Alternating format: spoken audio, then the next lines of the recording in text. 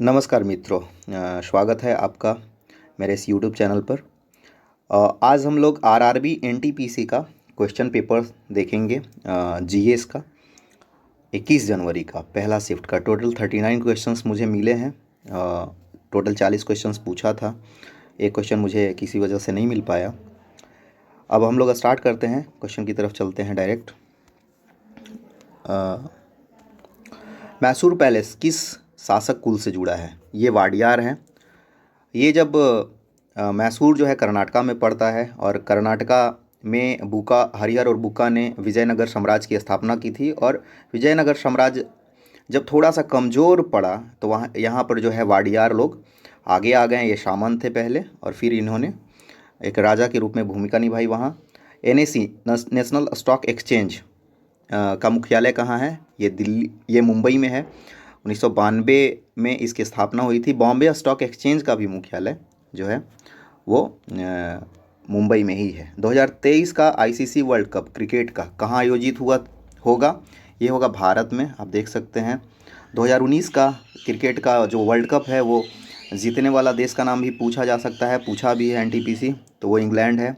और फाइनल में जो प्रतिद्वंदिता थी उसकी वो न्यूजीलैंड के साथ में थी। कोपा अमेरिका सॉकर कप 2019 किसने जीता है? ये कोपा अमेरिका जो है ये दक्षिण अमेरिका के ज़्यादातर जो नेशन हैं वो इसमें भाग लेते हैं। ये सॉकर है, मतलब फुटबॉल कप है। ये ब्राज़ील ने जीता है। मानव शरीर की सबसे बड़ी ग्रंथि जो ग्लैंड है उसका क्या नाम है? ये लीवर है, जिसको हम लोग हिंदी में यकृत भी बोलते हैं। नॉन वोलाटाइल मेमोरी किसे कहा जाता है? वोलाटाइल का मतलब होता है वाष्पन हो जाना, उड़ जाना, और नॉन वोलाटाइल मतलब जो जिसका वाष्पन नहीं होगा, जो मेमोरी उड़ेगा नहीं, तो ये हो जाएगा रीड ओनली मेमोरी। और जो रैम होता है, रैम जो है वो वोलाटाइल मेमोरी है, यानी कि वो टेम्प्ररी रहता है, रैंडम एक्सेस मेमोरी। और जो रोम होता है वो परमानेंट मेमोरी है, यानी कि ये वोलाटाइल नेचर का नहीं है, उड़ता नहीं है, तो इसीलिए इसका राइट आंसर रोम होगा। तृतीय कर्नाटक युद्ध कब हुआ था? 1790 से 1792 के बीच में, टीपू सुल्तान और अंग्रेज के बीच में ये हुआ था। किस राज्य की सीमा नेपाल से सटी हुई नहीं है? ये है झारखंड। झारखंड जो है उसकी सीमा वेस्ट बंगाल, छत्तीसगढ़, बिहार से सटी हुई है। उसकी सीमा जो है उड़ीसा से भी सटी हुई है, लेकिन नेपाल से सटी हुई नहीं है। अब आगे चलते हैं हम लोग ऊपर की तरफ, इसे करते हैं। और फिर जैव तेल से उड़ने वाली पहली हवाई जहाज़ किन दो शहरों के बीच में उड़ी? जैव तेल मतलब बायोडीजल से चलने वाली उड़ने वाली हवाई जहाज़, ये देहरादून और दिल्ली। देहरादून में रिसर्च सेंटर भी है वन विभाग का, वहाँ पे ट्रेनिंग सेंटर भी है, इसलिए इस तरीके से आप देख भी सकते हैं कि देहरादून से दिल्ली क्यों होगा। कौन सी ऑपरेटिंग सिस्टम नहीं है? ये जावा है। जावा जो है एक लैंग्वेज है कंप्यूटर का, ये ऑपरेटिंग सिस्टम नहीं है। कौन कभी भी आरबीआई का गवर्नर नहीं बने थे? ये के कस्तूरीरंगन है, ये साइंटिस्ट थे।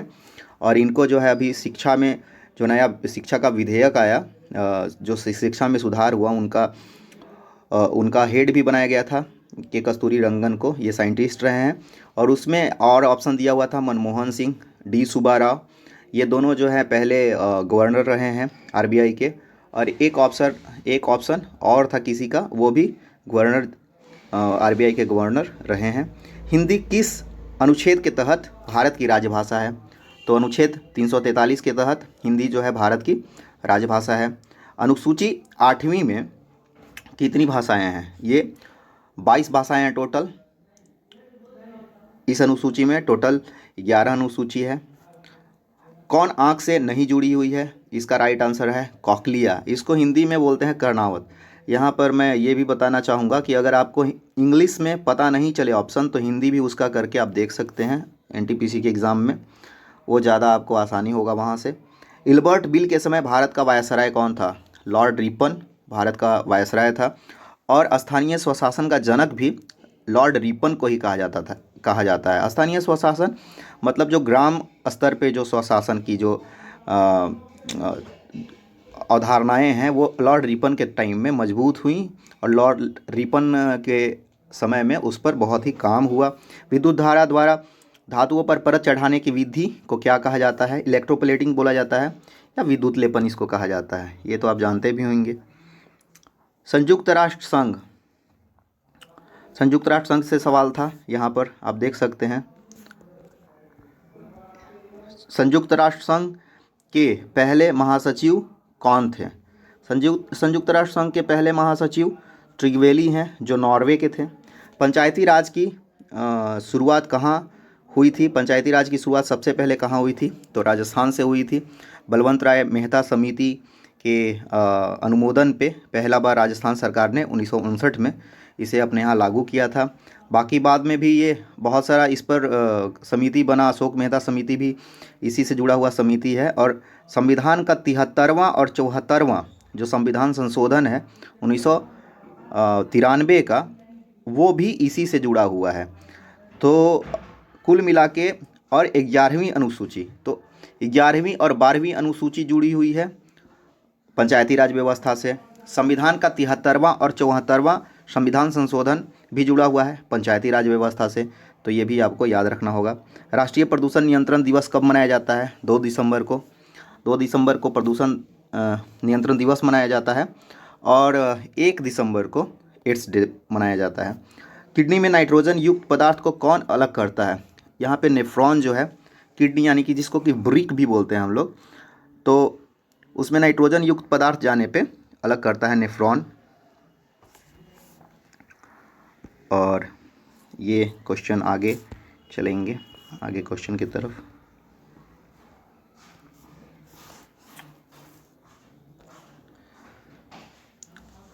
आगरा के ताजमहल से प्रेरित कलकत्ता की स्मारक विक्टोरिया मेमोरियल है। आप देख सकते हैं एकदम दिखने में विक्टोरिया मेमोरियल ताजमहल के जैसा ही प्रतीत होता है, संगमरमर से ही बना हुआ है। हिमालय की दूसरी सबसे ऊंची चोटी कौन सी है? K2 है, जो कि पीओके में आता है और काराकोरम रेंज में है। और भारत भी इसे अपनी सबसे ऊंची चोटी बताता है, क्योंकि पीओके पर कहीं ना कहीं भारत का जो है एक तरह से बोल सकते हैं वो अपना क्षेत्र मानता है। और वहाँ का जो अभी अभी हाल में ही वहाँ जो नेशनल टीवी है, वहाँ का मौसम का जो पूर्वानुमान है वो भी वहाँ का बताता है। तो पीओके जो है जो पाकिस्तान ऑक्युपाइड कश्मीर है वहाँ पर K2 चोटी स्थित है। रविंद्रनाथ टैगोर को नोबेल किस कृति के कारण मिला? तो आप देख सकते हैं गीतांजलि के कारण उनको ये कृति मिला है।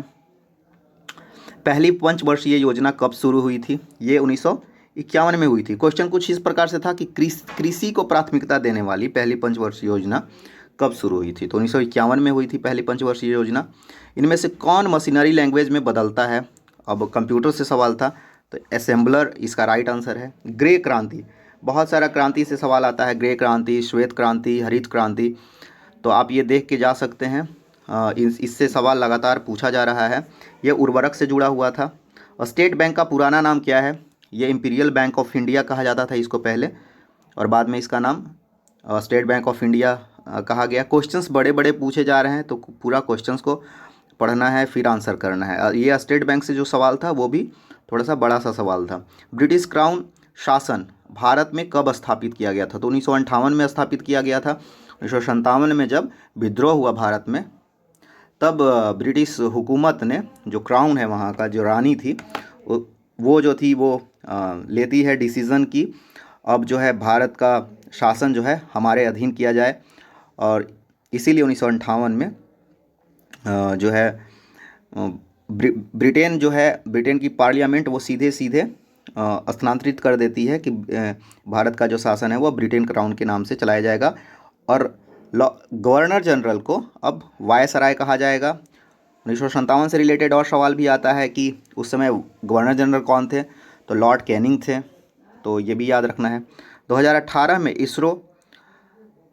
इसरो द्वारा छोड़ा गया नेविगेशन उपग्रह का नाम क्या है? देखिए ये क्वेश्चन है नेविगेशन से जुड़ा हुआ, और इसमें जो नेविगेशन सिस्टम है ये IRNSS इंडियन रीजनल नेविगेशन ये सिस्टम करके है, या जो भी होगा SS आप देख सकते हैं इंटरनेट के थ्रू। तो ये एन यहाँ पर जो NS है उसका है नेविगेशन, हाँ नेविगेशन सैटेलाइट होगा यहाँ पे। तो नेविगेशन सैटेलाइट जो है वो NS से है। तो IRNSS जो है वो नेविगेशन सेटेलाइट है। नाविक भी इसको कहते हैं, पूरा जो टीम है इसका, बहुत सारा उपग्रह है, उसको नाविक भी बोलते हैं। तो ये नेविगेशन सेटेलाइट है भारत का।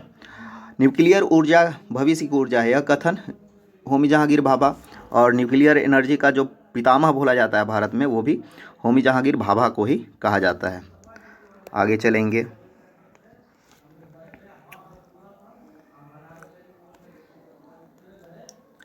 न्यूक्लियर ऊर्जा भविष्य की ऊर्जा है। यहाँ पर इसको पीछे करेंगे थोड़ा।